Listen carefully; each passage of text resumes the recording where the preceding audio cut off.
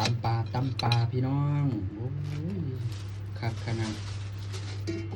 เป็นตาเพชรแท้เศร้าขาว เพชรนะ หึ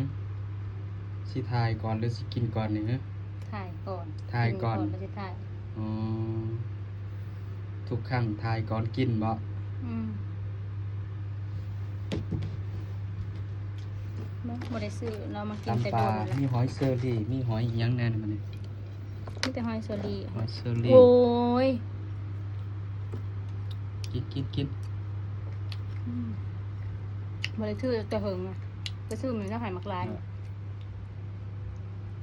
เราให้เจ้าเลี้ยงลูกค้าด้วย หึ ขายเลี้ยงลูกค้าให้หลาย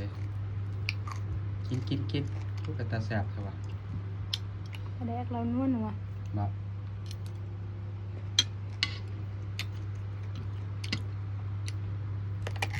โอ้มะเขือกรอบดีเนาะ